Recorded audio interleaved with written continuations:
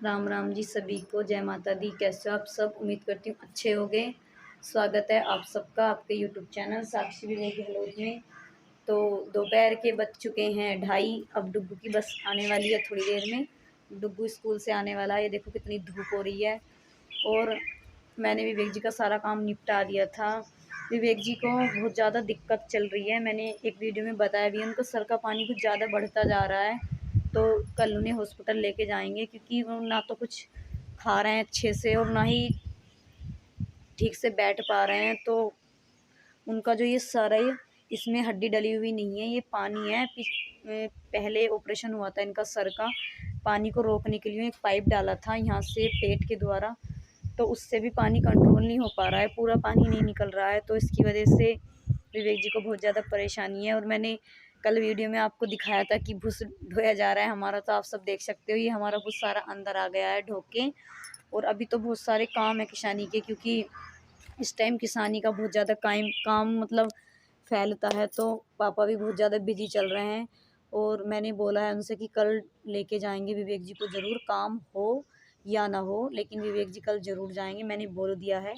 काम तो 10 दिन बाद हो जाएगा, 2 दिन बाद हो जाएगा, लेकिन हमारे लिए विवेक जी ज़्यादा ज़रूरी हैं। तो इस वजह से कल लेके जाएंगे उनको। बहुत ज़्यादा परेशानी हो रही है, बेचारों को देखा भी नहीं जा रहा है।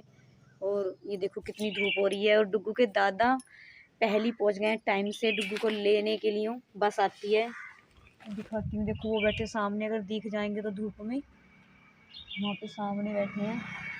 डुग्गू की बस का इंतज़ार कर रहे हैं, आने वाली है।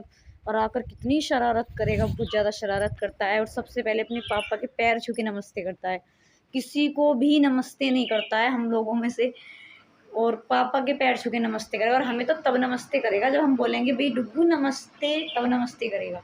आप देखना, आज मैं डुग्गू को दिखाऊंगी कि डुग्गू स्कूल से आते टाइम कैसे करता है। गुस्सा आता है उसको, क्योंकि अब स्कूल जाना नहीं चाह रहा ना, तो गुस्से में रहता है और नमस्ते नहीं करता हम लोगों को, बस अपने पापा को करता है। उसको पता है कि उसके पापा उसे स्कूल नहीं भेज रहे। और सबसे ज़्यादा तो मुझ पर गुस्सा करता है, मैं उसको ज़बरदस्ती स्कूल भेज देती हूँ।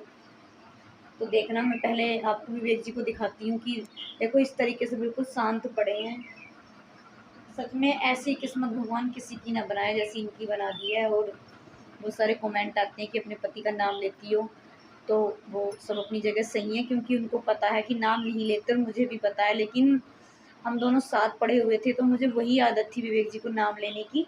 और मैंने शादी के बाद इनका नाम नहीं लिया था, तो ये बोलते थे कि मेरा नाम लेकर ही बुलाया करो, तो वही आदत है। और अब मैं इनको डुगू के पापा कह के बुलाऊंगी तो ये कुछ भी बात नहीं समझ पाएंगे। और इनसे ज़्यादातर मैं ही बोलती हूँ, तो मुझे इनसे विवेक जी करके ही या विवेक कह के बोलना पड़ता है, ताकि इनको ये पता रहे कि मेरा नाम विवेक है। तो इसके लिए मैं सबसे सॉरी मांगती हूँ कि मैं अपने पति का नाम लेती हूँ। कुछ बहनें इसका थोड़ा गुस्सा कर रही हैं कि अपने पति का नाम लेती है, तो मैं इसी वजह से लेती हूँ।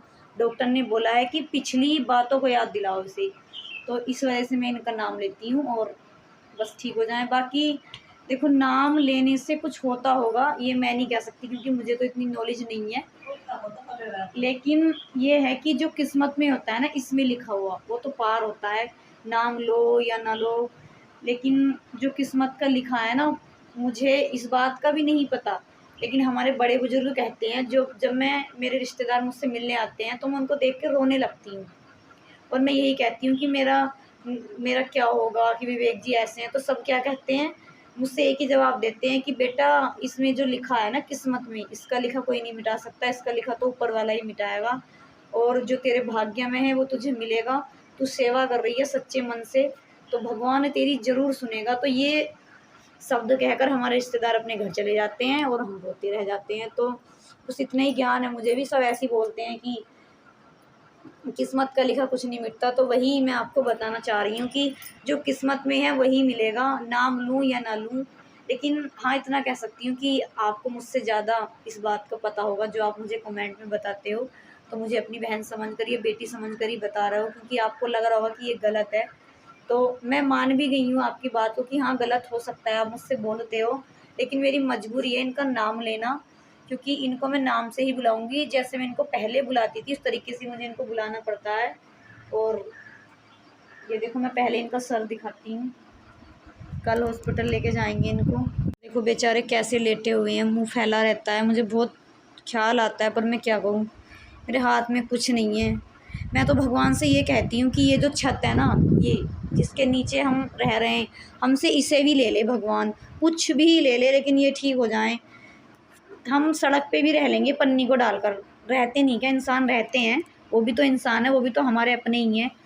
कितनी ही गरीबी दे भगवान, लेकिन बस मेरे पति को ठीक कर दे, क्योंकि मेरी जो धन दौलत है वो मेरे पति हैं, और मैं यही चाहती हूँ कि बस ये ठीक हो जाए। तो देखो मैं आपको पास से दिखाती हूँ, आपको खुद पता लग जाएगा कि हाँ वाकई में ये गड्ढा इनका ज़्यादा भर गया है।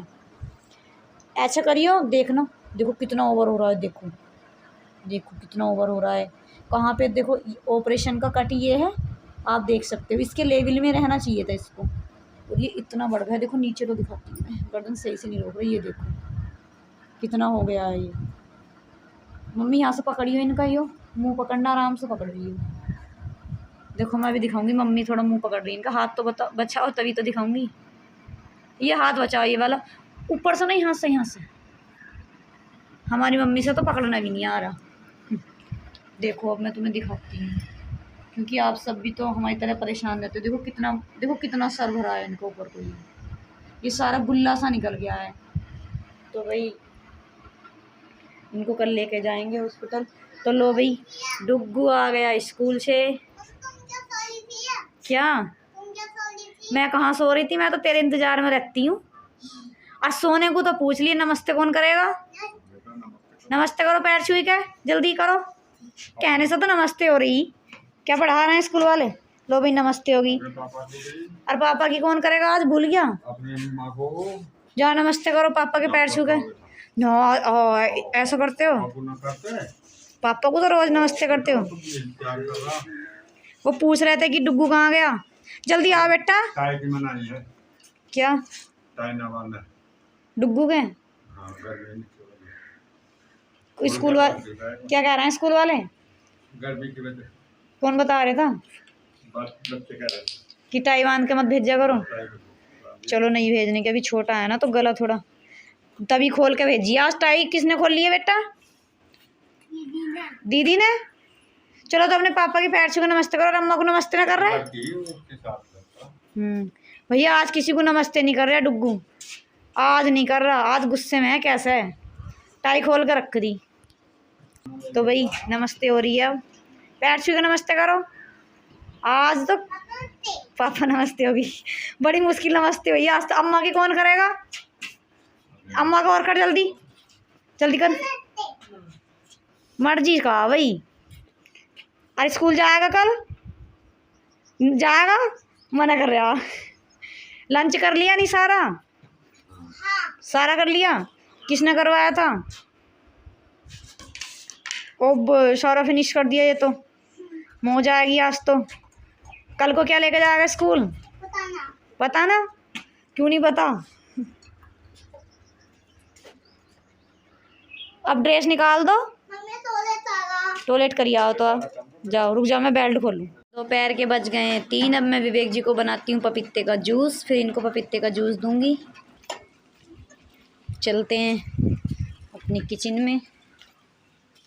पपीता मैंने छील लिया, देखना मक्खी, फिनाइल का पोछा लगाने के बाद इतनी मक्खियाँ हैं। मैंने जूस बनने के लिए, जूस बन के हो गया है रेडी विवेक जी का। अब मैं छानती हूँ जूस को। भाई जल्दी लाओ बेटा, मक्खी गिर जाएगी। हाँ बेटा मक्खी गिर जाएगी। फिर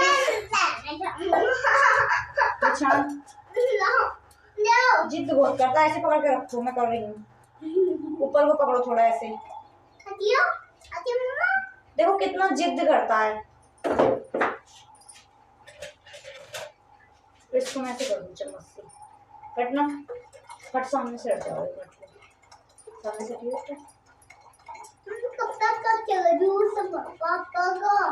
आपके पापा का जूस बन गया है पपीते का।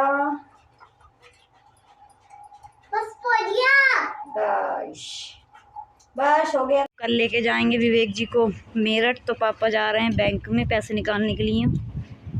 देखो इतने परेशान रहते हैं हम, इतनी गर्मी में कोई घर से निकलना भी नहीं चाहता, और ये जा रहे हैं बैंक में पैसे निकालने के लिए। और अभी गए थे हम, 10-15 दिन भी नहीं हुए जब हम गए थे हॉस्पिटल। 30-35 हज़ार रुपये से ऊपर तो तभी लग गए थे, और अब पता नहीं इस बार कितने लगेंगे। अगर एडमिट कर लिए तो बहुत लंबी सुई पहुंच जाएगी। तो भाई ये देखो इधर चल रही है खिल्ली खेली डुग्गू की, मिट्टी में खेल रहा है, और मम्मी निकाल रही है हंडिया में से दूध। विवेक जी के लिए रखते हैं हम, मतलब दूध तो लस्सी मट्ठा जो होता है उसको तो हम ही पीते हैं, विवेक जी के लिए तो इसलिए रखना पड़ता है मक्खन के लिए। में गेहूँ निकल रही हैं ना, सारे घर में गंदगी गंदगी है। देखो इधर गट्टे ही गट्टे घूमे हुए हैं सारे में गेहूँ के। ये घर पे मन नहीं लगता बिल्कुल भी, इतनी गंदगी हो रखी है। अब कम से कम 10 दिन तक रहेगी ये गंदगी। जब सबकी गेहूँ निकलनी बंद हो जाएंगी फिर देखना हवा भी कितनी चल रही है। तो भाई विवेक जी लेटा दिए हैं बाहर, मैंने और पापा ने। पापा लिटवा के तभी गए हैं क्योंकि अकेली से मुझसे नहीं लिटाया जाने का।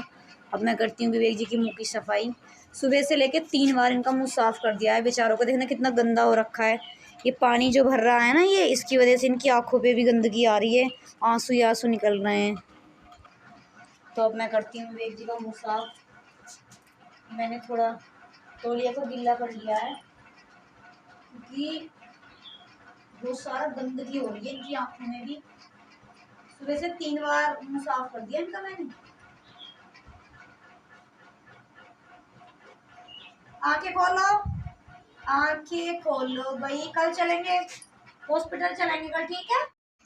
शाम के बज चुके हैं 7 और डुग्गू बैठ गया है सारा मखनी घी लेके। ये देखो कैसे बैठा है, मस्ती कर रहा है रात में भी। और यहाँ पे मखनी घी से और दही से रोटी है चटनी की। मम्मी बना रही हैं रोटी, ये देखो मम्मी रोटी बना रही हैं चूल्हे पे। तो जिन्होंने चैनल सब्सक्राइब नहीं किया चैनल सब्सक्राइब कर लो। धन्यवाद।